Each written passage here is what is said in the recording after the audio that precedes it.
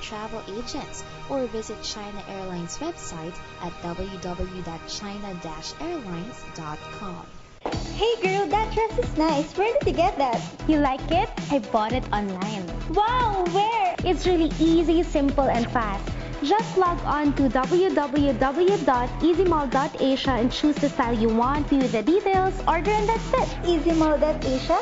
Introducing easymall.asia, the newest online shopping portal where you can buy a wide array of items from fabulous dresses, trendy accessories, yummy food treats, and a whole lot more. Easymall.asia features products you won't find anywhere. Big discount on exclusive items, promos, and offers every day. So be sure to always check us out. Revolutionize the way you shop. Visit www.easymall.asia. Happy shopping!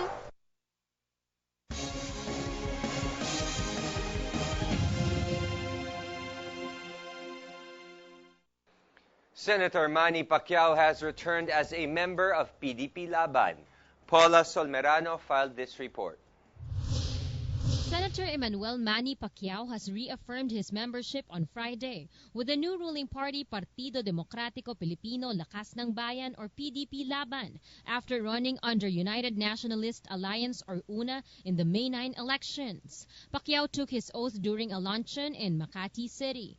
Senate President Aquilino Coco Pimentel III, the PDP Laban president, was present during the meeting. Pacquiao said he was originally part of PDP Laban and what is important is that everyone are united for change. The senator said he will continue to support the advocacies of the new administration. For GNN, Paula Solmerano, News Force.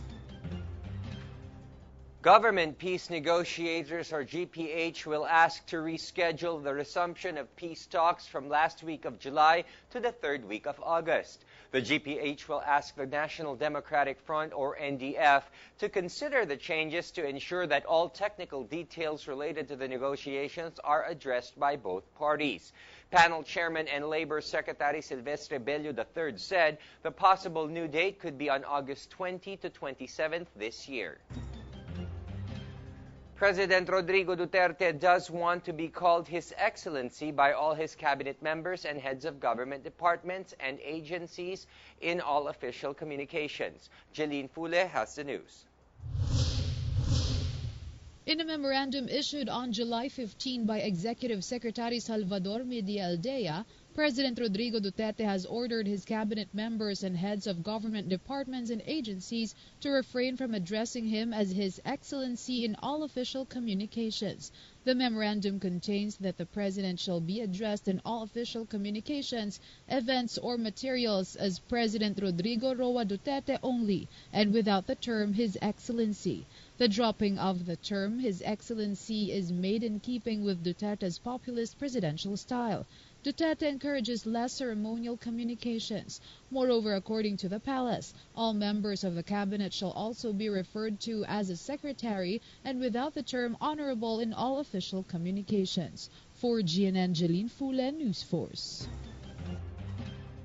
Youth organization urges the Supreme Court, or SC, to stop implementation of curfew ordinances. Wela Rose Bolante with the report.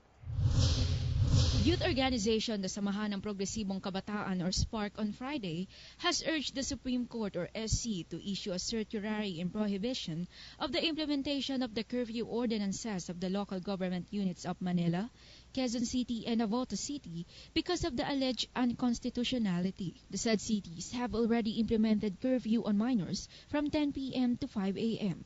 The petitioners called the curfew ordinances directed at the youth as vague, unjust, and repressive. They also contended that the Manila Curfew Ordinance is ultra-vires for it contradicts the Republic Act No. 9344 or the Juvenile Justice and Welfare Act. SPARC further added that the curfew ordinances are unconstitutional as this deprive minors of the right to liberty and the right to travel without substantive due process. Meanwhile, the youth group reiterated that they will not neglect the rights of the children and youth, even if the primary concern of the said ordinances is to bring peace and order in the areas. For GNN, Wela Bolante, News Force. Bangladesh envoy John Gomez said he got an assurance from President Rodrigo Duterte over the return of $81 million laundered money. Roseanne de la Cruz has the report.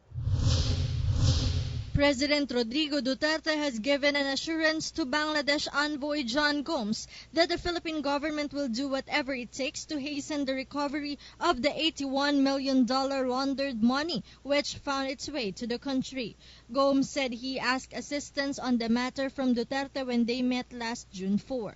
The Bangladesh envoy remains very optimistic that the whole $81 million will be returned to the country, noting that the hearings conducted by the Senate Blue Ribbon Committee were able to identify where the money is. However, the panel revealed that while majority of the funds have already been traced, some $17 million still remains to be unaccounted for. For GNN, Rosan de la Cruz, News Force.